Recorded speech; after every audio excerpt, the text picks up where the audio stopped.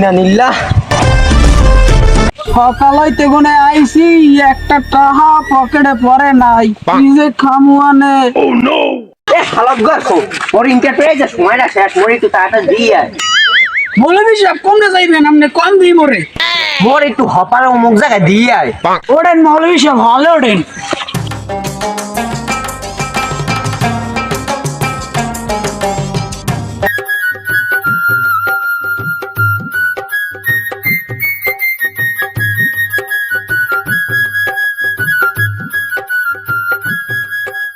মৌলভী সাহেব আপনার জায়গায় আই পড়ছি, নামেন।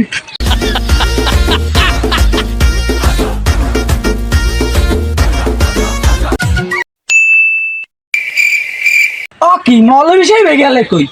হালার হালার বাটা দে নাই, ওদারে মৌলভী আছে।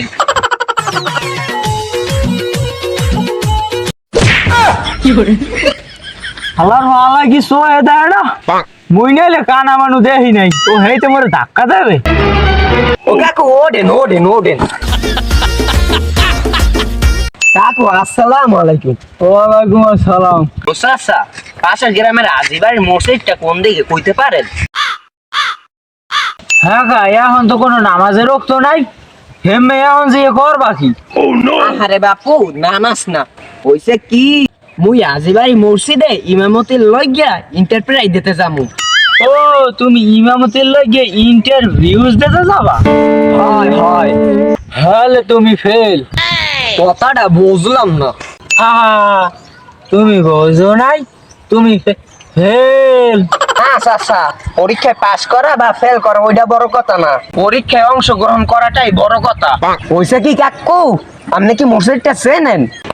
ওই আগে যাইয়া বামে, বামে যাইয়া সামে। আচ্ছা কাকু, আপনার ধন্যবাদ। আচ্ছা যাও তাই। ও টাকু যাইও না, তুমি ফেল। লা হাওলা ওয়ালা কুওয়াতা। তুমি যে পরীক্ষায় অংশগ্রহণ করবা, আচ্ছা তুমি ফেল।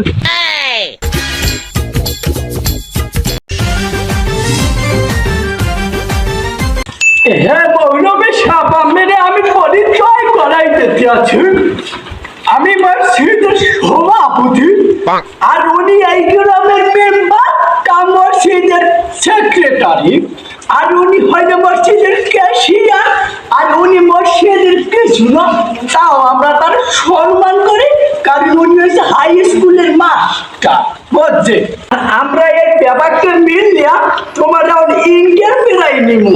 আচ্ছা, তুমি যে আমাকে মসজিদে নামাজ পড়াইতে আইছো, তুমি কি কিছু মাসলা মশাইল জানো? জি আলহামদুলিল্লাহ। তাহলে আমার একটা মাছালা দাও। মনে করো যে মসজিদের মধ্যে এক মুরব্বী নামাজে খারাইছে, আর চুপ করে কিছু ফাঁক হইয়া বায়ু বের হচ্ছে, এক্ষেত্রে এ সময় কি ফরজ হবে কোনটা?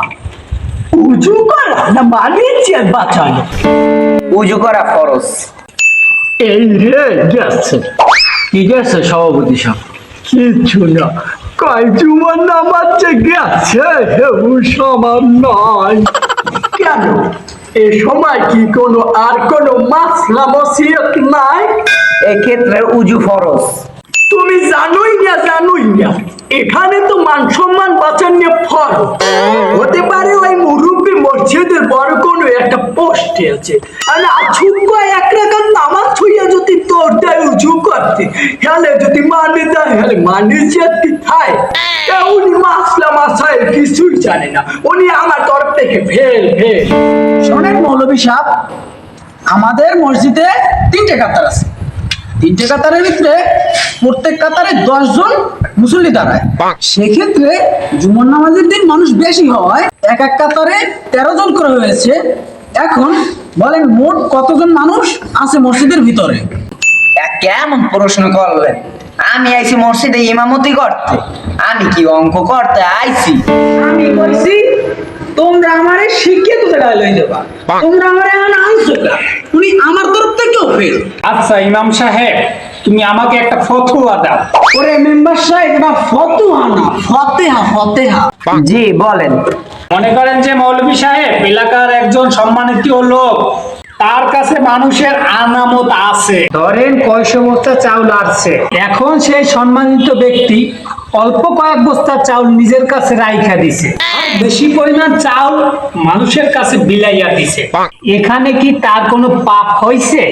মানে বুঝলাম না, কিছু বস্তা মানে ওই ব্যক্তি কয় বস্তা রাখছে? মনে করো 200 বস্তা চাউল আসছে, সে অল্প পরিমাণ রাখছে। ধরো 175 বস্তা চাল নিজের কাছে রাখছে, আর 25 বস্তা সবার কাছে বিলাইয়া দিছে। এখানে কি তার কোনো পাপ হইবে না? মোটেও হয় নাই। আমার ফলায় সে তো আস্ত নাস্ত একটা চোর। তুই একজন রানিং মেম্বারকে চোর কাও? ওর মাসলা মাসেল হয় না, ফতুয়া হয় না, ও আমার তরফ থেকে ফের। এখানে একজন ইমাম আইছে ইন্টারফেয়ার, তারে তোমরা আখিরাতের প্রশ্ন করবা, পরকালের প্রশ্ন করবা। তা না, কেডা চাল চুরি করছে, কেডা আকাম করছে, তোমরা হেই এর প্রশ্ন করো। এগুলো কোনো প্রশ্নই। এখন আমি প্রশ্ন করি, তোমরা দেখো। আলহামদুলিল্লাহ, আপনার ইসলাম সম্পর্কে অনেক ধারণা আছে। আচ্ছা ইমাম সাহেব, কিয়ামতের এখন মশলা কোন দেখি? কিয়ামতের আলামত এই যে চলতে আছে। বুঝলাম না। কিয়ামতের আলামত এক, মূর্খরা আলেমকে প্রশ্ন করে।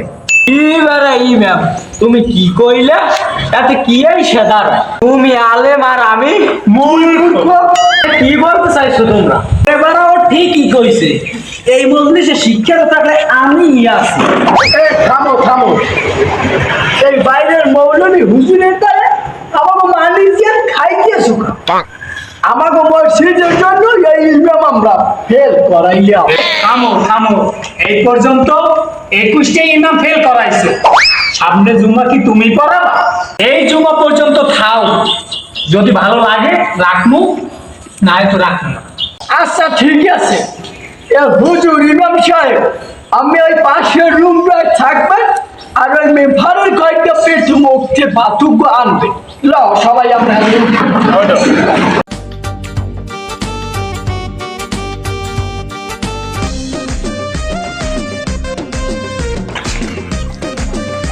ও মেম্বার কাকু, ভাত না আইছি, ভাত দেন।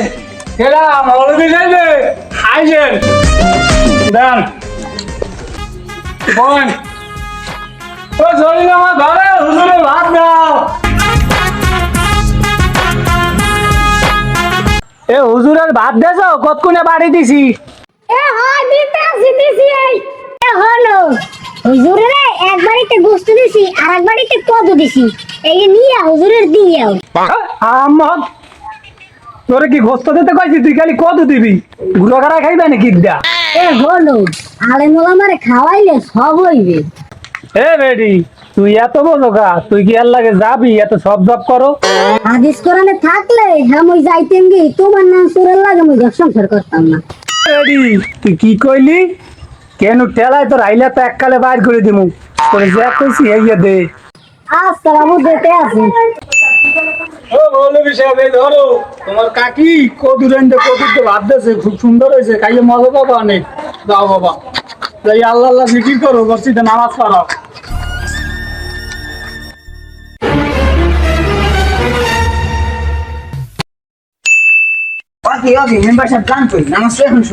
তুই তো নামাজ তোর ভাইগুলোই পড়।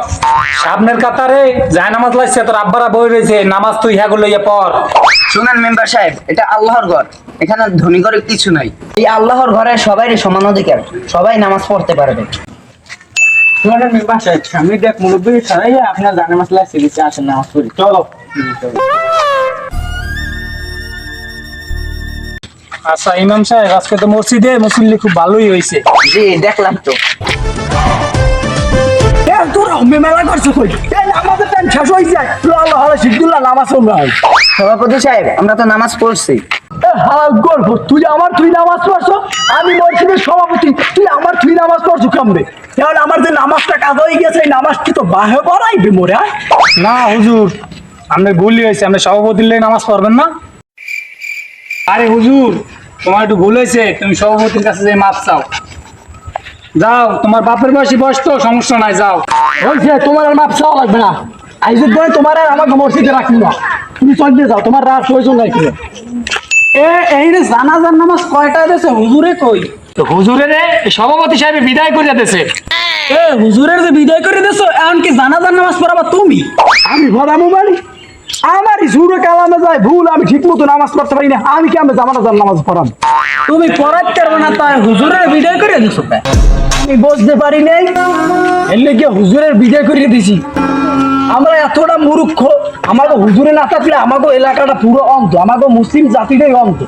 আমরা নিজেরা কিন্তু কিছু জানি না, তাও আমরা হুজুরদেরকে ছোট করার জন্য সব সময় ভুল ধরার জন্য ব্যস্ত থাকি। এটাই আমাদের বর্তমান অবস্থা। হুজুরের আমরা বিদায় করে দিছি, এবারের মতো পাশের গ্যারান্টি এক হুজুরে আইনে জামার নামাজটা পড়াও।